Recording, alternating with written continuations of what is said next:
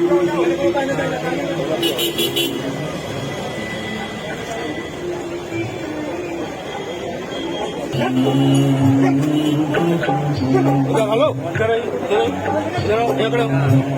रोके ना, इनको रोके, इधर मुंह करो ना, अंदर मुंह करो।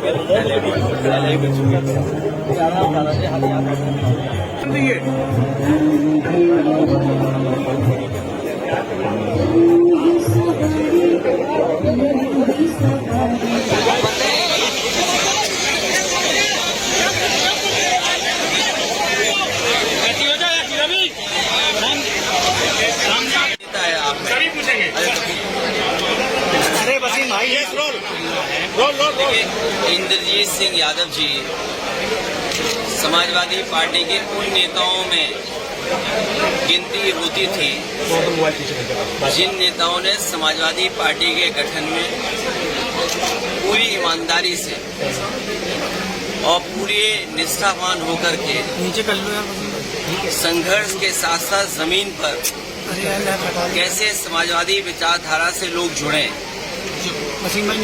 उस पीढ़ी के लोगों ने समाजवादी पार्टी को खड़ा किया। नेताजी के साथ रहकर के उन्होंने लगातार समाजवादी पार्टी को मजबूत करने का काम किया।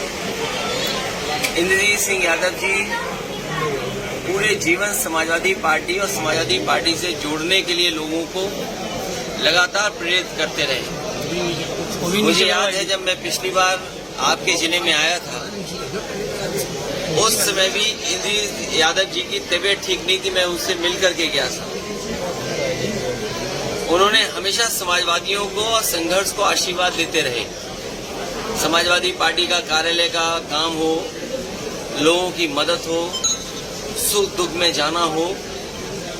और मुझे तो याद है कि सबसे पहली रथ यात्रा जब मैं लेकर के आया था, आप ही ने यात्रा का कार्यक्रम और किस जगह किस स्थान पर रुकना है, उन तमाम कार्यक्रमों को कराया। आज वो हमारे बीच है। समाजवादी नेता खोया हम लोगों ने, लेकिन उन्होंने परिवार और उनके तमाम सहयोगी साथी ऐसे हैं जो लगातार समाजवादी पार्टी के साथ और समाजवादी पार्टी को मजबूत बनाते रहे। अखिलेश जी, मणिपुर में जो घटना हुई है, कल प्रधानमंत्री ने कहा बहुत दुखद घटना है, इस पर हम कार्रवाई करेंगे, लेकिन 77 दिन तक उनके शब्द नहीं निकले, तो उस पर आप क्या करेंगे? देखिए, मणिपुर में जो कुछ हो रहा है या जो कुछ हुआ है, ऐसा संभव नहीं है कि भारतीय जनता पार्टी को, देश के प्रधानमंत्री को, देश के होम मिनिस्टर को न। सच्चाई तो ये है कि आरएसएस की नफरत की राजनीति, आरएसएस की बांटने की राजनीति और भारतीय जनता पार्टी का लगातार वोट कैसे बढ़े, लड़ाई और झगड़े और नफरत से लोगों में दूरियां हो जाएं, उन्हें वोट कैसे मिले, इस दिशा में लगातार वो प्रयोगशाला की तरह मणिपुर को इस्तेमाल कर रहे थे। और इसका परिणाम ये हुआ, कई लोगों ने जान दे दी, जान खो गई और न जाने कितने लोगों को घर छोड़ना पड़ा, नुकसान हुआ है। और जिस तरह की तस्वीरें आई कि एक महिला को जिस तरीके से घुमाया गया, और एक नहीं दो महिलाएं थी, और उसके बाद मुख्यमंत्री का ये कहना कि ये घटना कोई एक अकेली घटना नहीं, ऐसी और घटनाएं हुई हैं। इससे ज्यादा शर्मनाक, इससे ज्यादा हमारे संस्कृति पर धब्बा लगने की बात कोई नहीं हो सकती, जो भारतीय जनता पार्टी के मुख्यमंत्री और देश के प्रधानमंत्री और देश के होम मिनिस्टर इस बात को देख रहे हो। जो मणिपुर में हुआ है, ये इतने दिनों के बाद तस्वीर आई। जो संस्थाएं थी, आईबी, वो क्या रिपोर्ट दे रही थी, इनके पास बड़ी बड़ी संस्थाएं हैं जो जानकारी समय समय पर देती हैं, वो संस्थाएं क्या, जब संस्थाएं पॉलिटिकल लोगों के पीछे लगाएंगे आप, तो वो सच्ची घटनाओं के बारे में क्यों जानकारी देंगे? ये बीजेपी सरकार और बीजेपी के नेता दोषी हैं। वहां पर जिन लोगों ने इस तरह की घटना की है, कार्रवाई हो। और आपके माध्यम से यही अपील होगी मणिपुर की जनता से कि झगड़ा, हिंसा, एक दूसरे के खिलाफ नफरत फैलाने से कोई रास्ता नहीं निकलेगा। मिल बैठ करके और जो समस्याओं का समाधान कर सके, वैसे वहाँ के लोगों को समस्या का समाधान के लिए सोचना चाहिए। संसद में आज राजनाथ सिंह ने कहा है कि हम चर्चा के लिए तैयार हैं संसद में इस मुद्दे पर। चर्चा के लिए तो तैयार होना ही पड़ेगा। लोकतंत्र में आप किसकी जबान दबाओगे?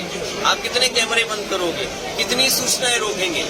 और फिर ये चर्चा या कार्रवाई पहले होनी चाहिए थी। आखिरकार सरकार ये सब घटनाएं क्यों छिपा रही थी? किस तरीके आपने सरकार दिखाना चाह रहा है? मैं जानबूझ करके इस रास्ते से आया, हालांकि दूरी ज्यादा थी, लेकिन मैं ये मानता था कि दूरी चाहे ज्यादा हो, लेकिन सड़कें ऐसी बनी है कि मैं कम समय में या उतने ही समय में पहुंच जाऊंगा। लेकिन जैसे ही बुंदेलखंड एक्सप्रेस वे पे चढ़े हैं, वो महसूस होता है कि सड़क में बड़े पैमाने पर जो गुणवत्ता थी, जो मानक थे, उससे सड़क नहीं बनी है।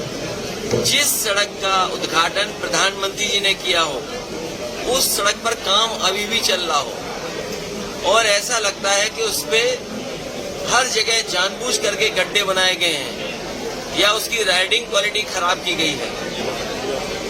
ये सीधा सीधा भ्रष्टाचार की तरफ इशारा करती है। Akhilesh ji, NDA versus India की जब बात आती है तो बीजेपी कहती है कि इंडिया के पास चेहरा नहीं है, कोई लीडर नहीं है, इस पर आप क्या कहेंगे? बीजेपी का चेहरा बुंदेलखंड देख करके समझ जाओगे। चेहरे की जरूरत है कि आपको काम की जरूरत है जी। अगर आपको महिला प्रधानमंत्री चाहिए तो हम पे महिला प्रधानमंत्री है, उसका भी चेहरा है हमारे पास।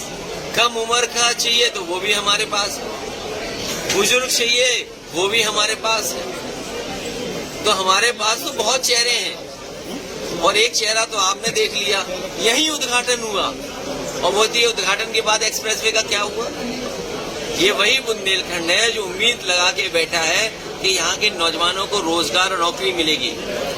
यहाँ के नौजवान, यहाँ का एक एक युवा इस बात का आकलन करेगा कि दिल्ली की 10 साल की सरकार और उत्तर प्रदेश की जब चुनाव होंगे तो 7 साल की सरकार ने उन्हें कितनी रोजगार, कितना काम दिया है और नौकरी कितनी मिली।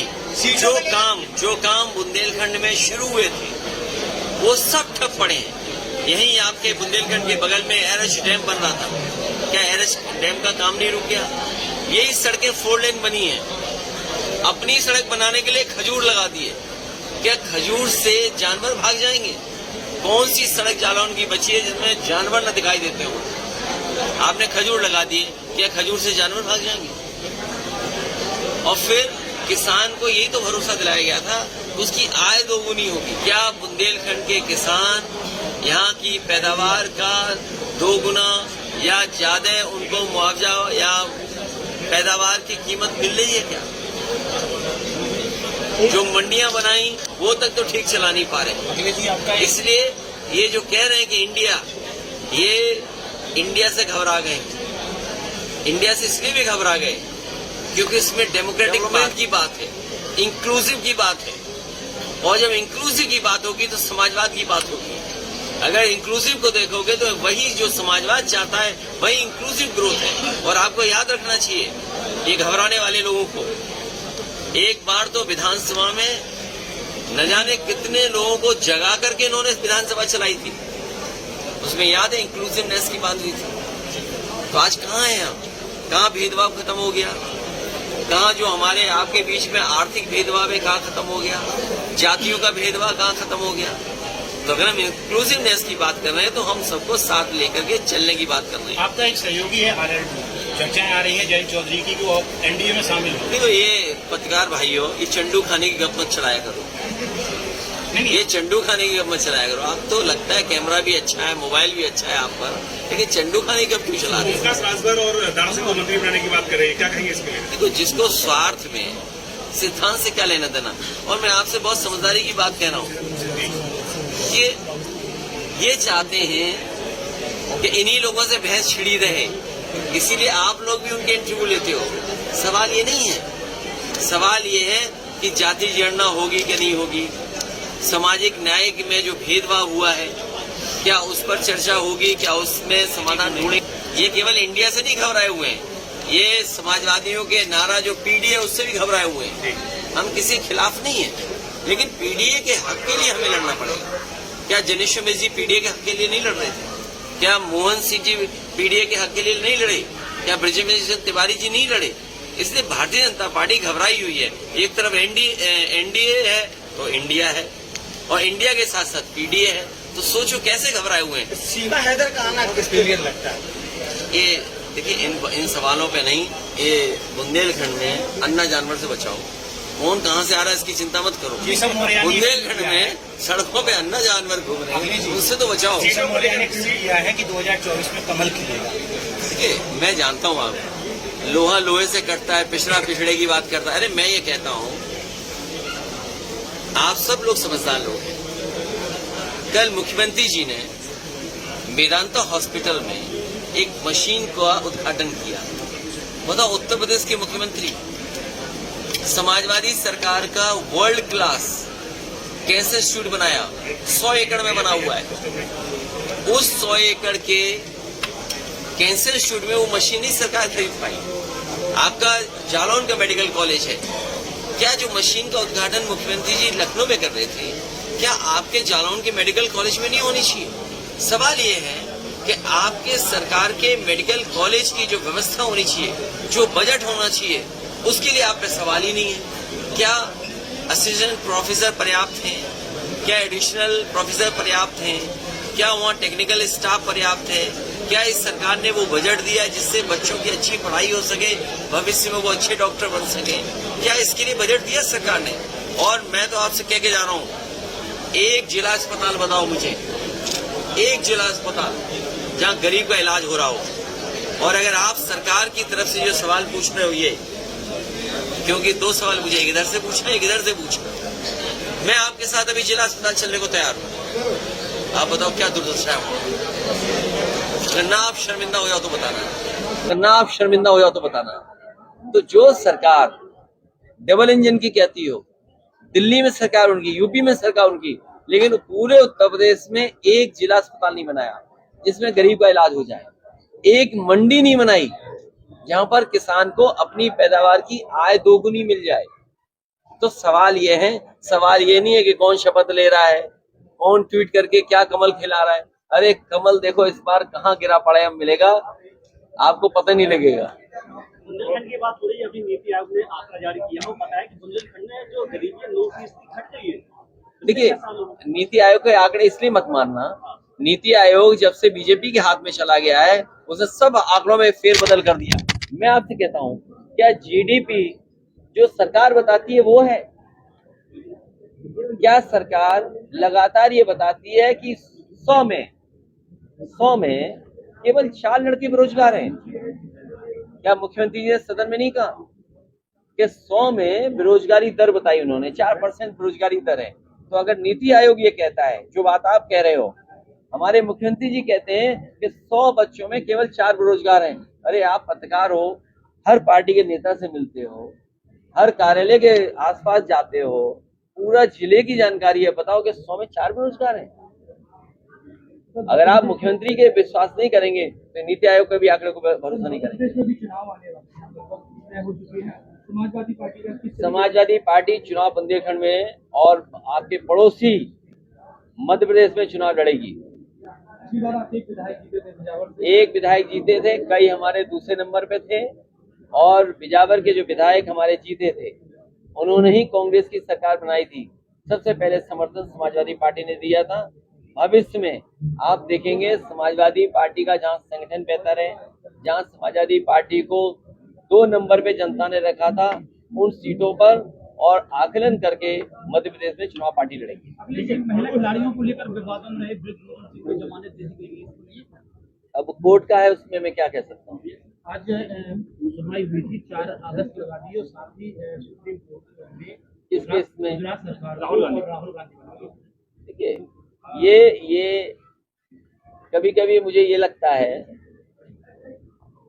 कि एक को परेशान करके कुछ लाभ लेना और कुछ लाभ लेना, कांग्रेस के नेता को परेशान करना, उससे लाभ लेना। यूपी में क्या बात हुई है कांग्रेस के कमल की भी इंडिया का कितने सीटों पर जो है वो, जब कभी बात होगी, क्योंकि आप तो टीवी पे देखते होगे, कैमरे मोबाइल पे देखते होगे, बात तो हमें करनी है। जब हमें करनी होगी तो हम कर लेंगे बात। और हमें बात करनी है, हम ही करेंगे ना। और कोई